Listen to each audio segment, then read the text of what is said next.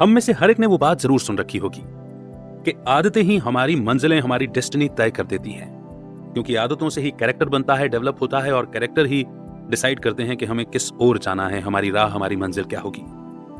अब ये आदतें यानी कि हैबिट्स नेगेटिव भी हो सकती हैं और पॉजिटिव भी हो सकती हैं, लेकिन आज की बुक समरी पॉजिटिव हैबिट्स के बारे में है।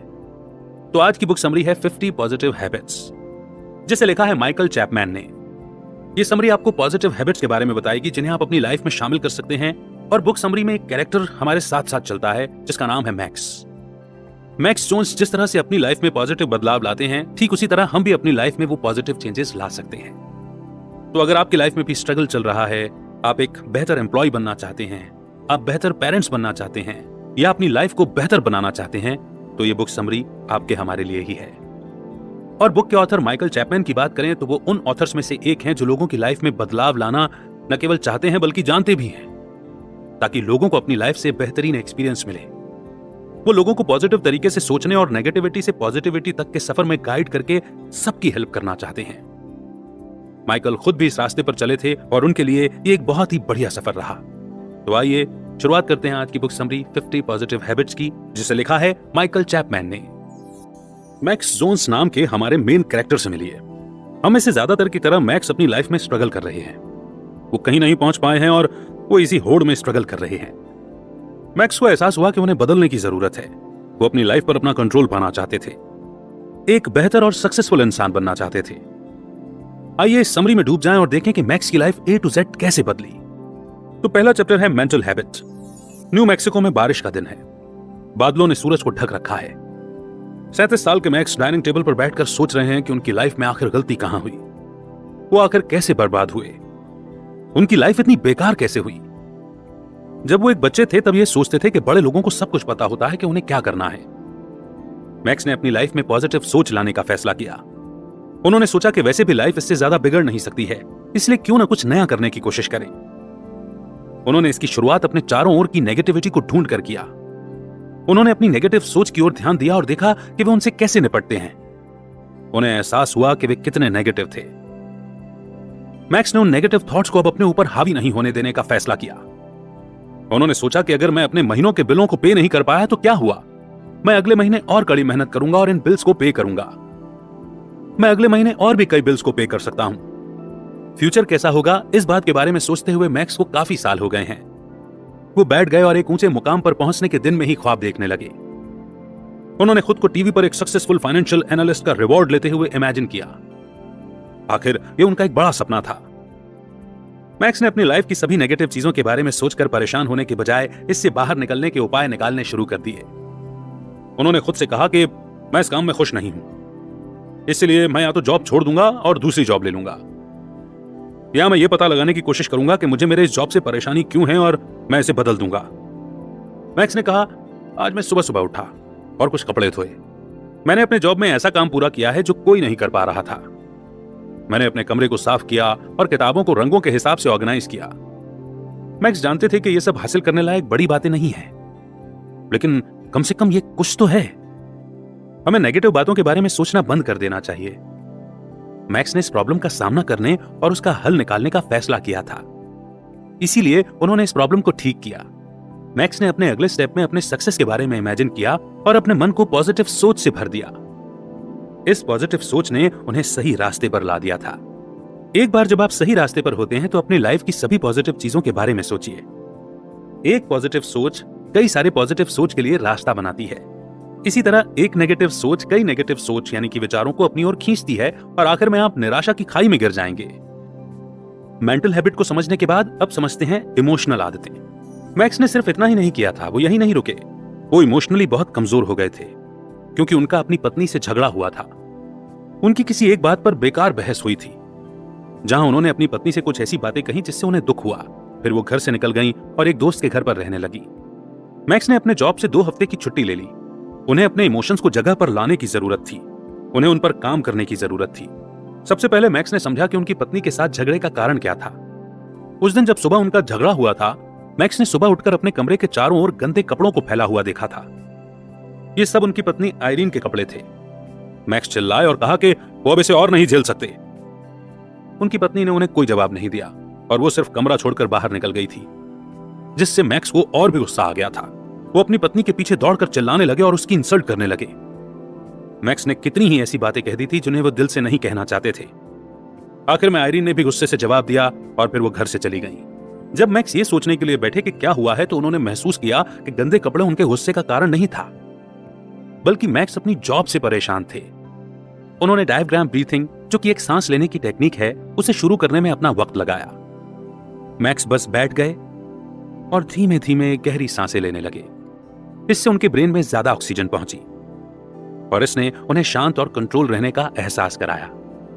उन्होंने जाना कि बस कुछ मिनट के लिए खुली हवा में बाहर टहलने या बाहर जाने से उन्हें अच्छा महसूस होगा। वो अपने दिमाग को साफ कर उसके रिएक्शन को समझ पाएंगे। अब आप ये बताइए, आपको ये समझ आया कि नहीं? इमोशनल समझदारी सिर्फ एक शब्द नहीं है जिसकी सोशल मीडिया में जोर शोर से बातें होती हैं। ये एक सीरियस और जरूरी मामला है। जब भी आप किसी बात को लेकर दुखी होते हैं तो कुछ मिनट के लिए बैठकर मेडिटेशन कीजिए। फिर एक बार जब आप शांत महसूस करें तो अपनी फीलिंग्स को पहचानें और उनके पीछे के कारणों के बारे में सोचें। ये प्रोसेस आपको आपकी थॉट प्रोसेस और फीलिंग्स को समझने में मदद करता है। इमोशनल हैबिट्स को समझने के बाद अब समझते हैं लाइफस्टाइल की आदतें। एलॉन मस्क, स्टीव जॉब्स और बिल गेट्स में क्या कॉमन बातें हैं? ये नहीं कि ये सभी लोग अमीर हैं। उन सबको पता था कि उन्हें क्या चाहिए, यानी कि क्लियर विजन। मैक्स को यह बात समझ में आ गई थी कि उन्हें पहले यह क्लियर करना होगा कि उन्हें एक्चुअल में लाइफ में चाहिए क्या। पहले उन्होंने खुद से यह सवाल किया, क्या वो वाकई में अपनी जॉब के लिए पैशनेट हैं और जॉब करना चाहते हैं? बैठकर इस बारे में सोचने के बाद मैक्स को एहसास हुआ कि वो वाकई में अपने जॉब के बारे में पैशनेट हैं। प्रॉब्लम यह थी कि अपनी जॉब में वो सिर्फ नेगेटिव बातों को देखते थे और पॉजिटिव पॉइंट्स की कदर नहीं करते थे। हां, उन्हें अपनी जॉब पसंद है। इसीलिए मैक्स ने अपना नजरिया बदलने का फैसला किया ताकि वो अपने जॉब को एंजॉय कर सके।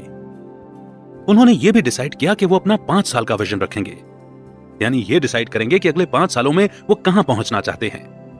अपने विजन को उन्होंने एक नोटबुक में नोट कर लिया और फिर उन्हें लगा कि वो अगर हर रोज 9 to 5 की जॉब बिना सोचे समझे करते रहेंगे तो वो कहीं भी नहीं पहुंचेंगे। इसीलिए उन्हें प्रायोरिटी सेट करनी पड़ेगी, यानी हर रोज उस चीज पर टाइम देना होगा जो उन्हें उनके गोल की तरफ ले जाए। लाइफस्टाइल हैबिट्स को समझने के बाद अब समझते हैं फिटनेस गोल्स और आदतें। लेकिन आपका सीक्रेट क्या है? मैक्स ने पूछा। तो उनके दोस्त जॉन ने जवाब दिया कि वाकई कोई सीक्रेट नहीं है। मैं उन्हें उन 5 चीजों की लिस्ट में शामिल कर देता हूं जिन्हें मुझे हर रोज करने की जरूरत होती है। मैक्स अब खुद की हेल्थ को सुधारने के सफर पर हैं। उनका वेट बढ़ा हुआ है और चलने में परेशानी होती है। रोज एक सेब खाओ, डॉक्टर से दूर रहो। मैक्स ने हमेशा ये बात सुनी है, लेकिन उन्होंने कभी इसे समझा नहीं। ये बात सिर्फ सेब के बारे में नहीं है, हर दिन हेल्दी खाने और चॉइस के बारे में है। जॉन ने अपना खुद का फॉर्मूला बनाया जिसे वो अपनी बॉडी और दिमाग को हेल्दी रखने के लिए हर रोज फॉलो करते हैं। ये जॉन की 5 फिटनेस आदतों की लिस्ट है। फर्स्ट, जॉगिंग और वॉक कीजिए। दूसरा, इसे मजेदार बनाइए। थर्ड, कुछ कंपटीशन रखिए। फोर्थ, अपनी कार को दूर पार्क कीजिए। फिफ्थ, स्ट्रेचिंग कीजिए। अब ऐसा क्यों है? क्योंकि घूमना और वर्कआउट करना आपके मूड को बेहतर बनाता है। यह आपको पूरे दिन एक पॉजिटिव माइंडसेट रखने में मदद करता है। एक्सरसाइज आपको मजबूत और ज्यादा सेल्फ कॉन्फिडेंट फील कराता है। आप भी एक ऐसी टीम में शामिल होकर अपने वर्कआउट को और ज्यादा इंटरेस्टिंग और फन बना सकते हैं, जो टीम आपका फेवरेट गेम खेलती है। एग्जाम्पल के लिए, अगर आप फुटबॉल से प्यार करते हैं तो आप अपने कलीग्स के साथ एक फ्रेंडली मैच खेल सकते हैं। वर्कआउट करना आसान काम नहीं है। हमारी बॉडी को कम से कम एनर्जी का यूज करके ज्यादा से ज्यादा प्रोडक्टिविटी देने की आदत होती है। अपनी आदतों को बदलने और हेल्दी बनाने के लिए टाइम, कोशिश, ज्यादा टाइम और ज्यादा कोशिश की जरूरत होती है। वर्कआउट के पहले दिन आपकी बॉडी में दर्द होगा और आप इसे करना छोड़ना चाहेंगे, लेकिन ऐसा मत कीजिए। रात को अच्छी नींद लीजिए और अगले दिन फिर से वर्कआउट कीजिए। आपको जिम में घंटों बिताने की जरूरत नहीं है। अपने लिविंग रूम में 30 मिनट का रूटीन भी काफी है। चलिए अब पर्सनल आदतें भी समझ लेते हैं। अब जबकि मैक्स घर वापस आ गए हैं तो उनकी लिस्ट में कुछ और है। यह है पर्सनल हैबिट्स, यानी कि पर्सनल आदतें। वो अपनी लाइफ और जॉब में ज्यादा प्रोडक्टिव बनना चाहते थे। मैक्स ने जो पहला स्टेप लिया था वो था अपनी लाइफ को सिंपल बनाना। उन्हें अपने रूम की सारी गंदगी साफ करने की जरूरत थी ताकि वो अपने ध्यान को फोकस कर सकें। उन्होंने महसूस किया कि एक गंदा रूम एक गंदी लाइफ के बराबर है।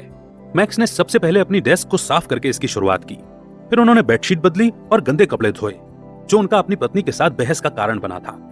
उनका अगला स्टेप था प्लान बनाना। उन्होंने एक नोटबुक निकाली और लिखना शुरू किया।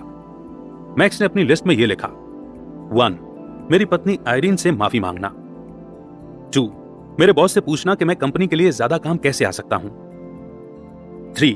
क्रिएटिव बनना. 4. आयरन के साथ मेरी फीलिंग्स डिस्कस करना और उन्हें कभी भी नहीं छुपाना. 5. एक ब्रेक लेना. मैक्स ने बहुत सारे स्टेप्स लिखे और अपनी लाइफ को बेहतर बनाने के लिए बहुत सारी लिस्ट बनाई.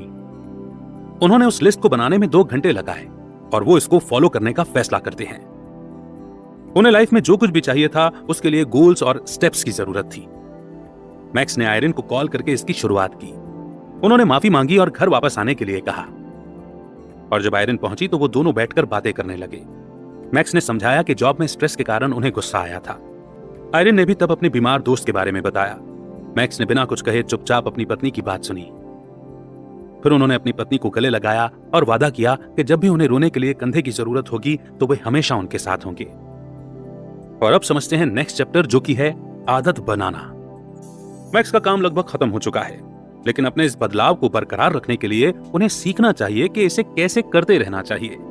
सिर्फ ये काफी नहीं है कि आप एक दिन, एक हफ्ते या एक महीने के लिए अच्छी आदतें रखिए और फिर एक बार अपनी बुरी आदतों में वापस पड़ जाएं. अपनी बाकी की लाइफ के लिए भी अपनी अच्छी आदतें रखना बहुत जरूरी है. एग्जाम्पल के लिए मैक्स ने यह पक्का किया कि उन्होंने अपने वर्क स्पेस से जो भी फालतू चीजें हटाई थीं, वो वैसी ही हटी रहें. उन्होंने अपने दिन के एक हिस्से को इस तरह से रखा था जिसमें वे कोई भी ध्यान भटकाने वाली बातों से खुद को दूर रखते थे.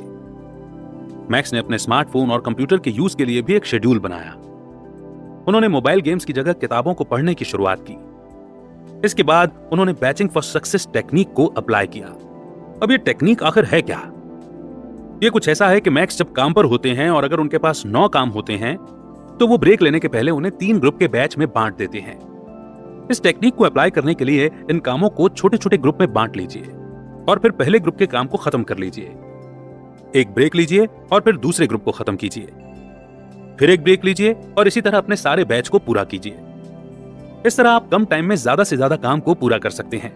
हर काम को पूरा करके एक ब्रेक लेने के बजाय उन्हें बैच बनाकर काम खत्म करके अपना ब्रेक लीजिए, है ना? तो आइए कंक्लूजन को दोहरा लेते हैं ताकि सॉल्यूशन हमेशा दिमाग में रहे. तो बुक समरी का कहना यह है कि भाई मैक्स की तरह बनिए. आदतें ही हमारी लाइफ को चलाती हैं. आदतें ही सबसे जरूरी चीज हैं. इस समरी में हमने इमोशनल आदतों के बारे में जाना. हमने डिस्कस किया कि पॉजिटिव तरीके से सोचने और इमोशन से डील करने में आपको क्या फायदे होते हैं. हमने सीखा कि मानसिक आदतें एक जैसी सिचुएशन वाले 2 लोगों के बीच कैसे फर्क कर सकती हैं. लाइफस्टाइल की आदतों के चैप्टर में हमने सीखा कि वैल्यूज और भरोसा कितने जरूरी हैं. और आखिर में इमोशनल, मेंटल, लाइफस्टाइल, फिटनेस और पर्सनल आदतों के बारे में जानने के बाद हमने सीखा कि उन्हें कैसे डेवलप किया जाए और इन्हें कैसे अपनी लाइफ में शामिल किया जाए. तो अब वक्त आ गया है कमेंट सेक्शन में आपके फीडबैक लिखने का, आपके एक्सपीरियंस लिखने का, आपकी फीलिंग्स को लिखने का, जो कि आप जरूर लिखेंगे, ये मेरा यकीन है. बहुत जल्द एक नई समरी के साथ फिर होगी आपसे मुलाकात. तब तक रखिए अपना बेहतर ख्याल. इस सभी के साथ शेयर करते रहिए क्योंकि नॉलेज और लर्निंग पर सभी का हक है. जय हिंद, जय भारत.